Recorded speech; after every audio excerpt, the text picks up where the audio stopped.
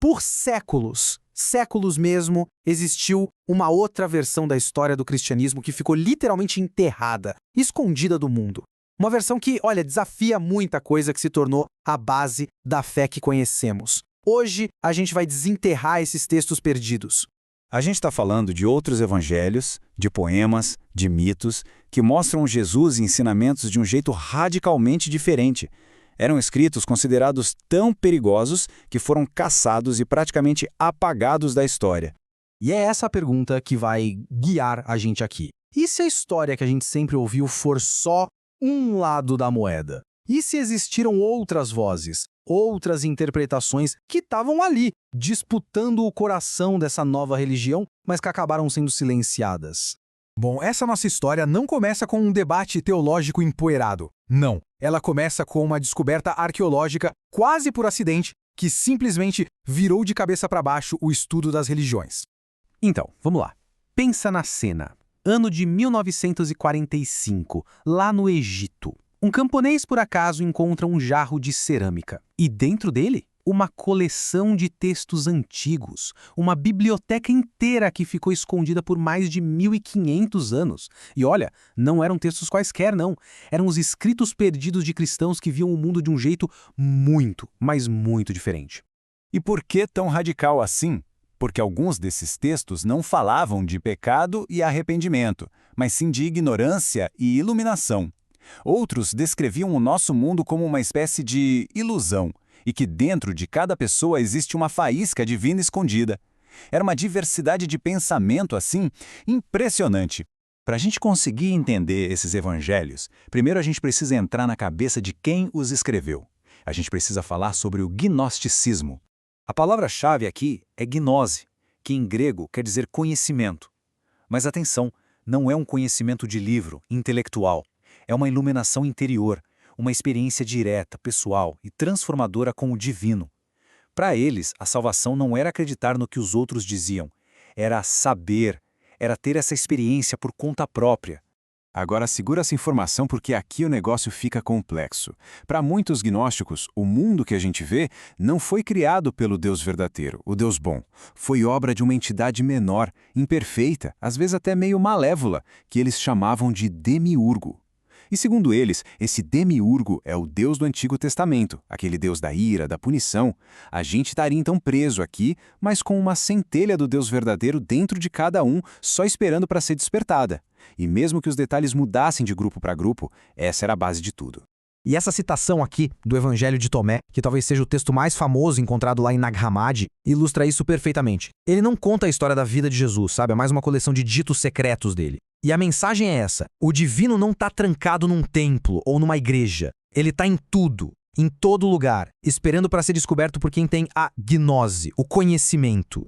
Essa visão de mundo toda diferente levou a umas conclusões teológicas assim de cair o queixo. Para a gente ter uma ideia do quão radical isso podia ser, vamos dar uma olhada num dos exemplos mais influentes e polêmicos, um cara chamado Marcião. A gente está agora em Roma, no 2º século. O cristianismo ainda estava se formando, sabe? Com um monte de correntes de pensamento diferentes. É nesse cenário que o Marcião pega essa ideia gnóstica de um Deus criador inferior e leva ela até a última consequência. A lógica do Marcião era brutalmente direta. Ele lia o Antigo Testamento e via um Deus de guerra, de vingança, de punição. Daí, ele lia os ensinamentos de Jesus e via um Deus de amor, de perdão. A conclusão dele: não tem como ser o mesmo Deus. Simples assim. Para ele, existiam dois deuses: o Criador inferior, o Demiurgo, e o Deus supremo de amor, que ninguém conhecia até ele enviar Jesus para nos resgatar. Mas o Marcião não ficou só na teoria, não. Ele botou a mão na massa e fez algo que mudou a história do cristianismo para sempre. Ele dizia que as escrituras judaicas, o Antigo Testamento, pertenciam ao Deus inferior e não tinham nada a ver com a fé cristã.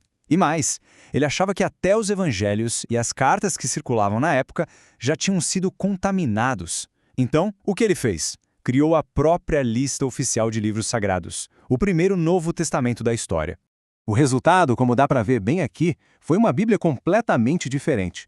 Ele pegou o Evangelho de Lucas e 10 cartas de Paulo e passou a tesoura. Editou tudo que não batia com a visão dele de um Deus só de amor.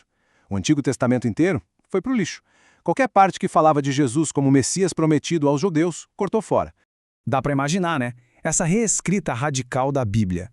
E as ideias gnósticas, no geral, não foram nem um pouco bem recebidas pela igreja que estava se organizando, buscando uma doutrina única. A reação foi violenta, especialmente contra figuras influentes como o Marcião. Essa citação aqui, do bispo Policarpo, mostra o nível da treta. A coisa ficou pessoal. Para os líderes da igreja que estava se tornando a ortodoxa, essas ideias não eram só erradas, era uma ameaça à própria existência do cristianismo como eles o viam. A resposta não foi só xingamento, foi teológica. Pensadores como Tertuliano escreveram livros e mais livros só para refutar o Marcião e outros gnósticos ponto por ponto. E foram esses debates que forçaram a igreja a definir com todas as letras o que era e o que não era o cristianismo oficial. Então, olha que interessante o efeito disso tudo. A ameaça que vinha dessa diversidade de ideias, principalmente do marcionismo, que era super organizado, funcionou como um empurrão. Em resposta, a igreja dominante precisou bater o martelo e decidir oficialmente quais livros entravam na Bíblia, criando o cânone que a gente conhece, e também solidificou as crenças em credos, para garantir que todo mundo estivesse na mesma página. Olhando para trás, essa descoberta dos textos proibidos abre uma janela para um passado do cristianismo que era muito mais complexo, muito mais vibrante do que a gente imaginava. Acho que o ponto principal para a gente guardar é este. Não existia um único cristianismo no começo. Existiam vários cristianismos, todos eles competindo, debatendo, evoluindo. A versão que se tornou dominante foi, no fim das contas, a vencedora de uma longa e acirrada batalha de ideias. O gnosticismo e o marcionismo não eram coisinha de um grupo pequeno, isolado. Por um bom tempo foram movimentos muito populares, muito influentes, com suas próprias igrejas, suas próprias escrituras. Eram alternativas reais ao que, mais tarde, se tornaria a ortodoxia. E isso tudo deixa a gente com uma pergunta para pensar. Dizem que a história é escrita pelos vencedores, né? Mas a descoberta de Nag Hammadi nos permite ouvir pelo menos os ecos dessas vozes que foram silenciadas e nos faz questionar como o passado realmente moldou o presente em que a gente vive.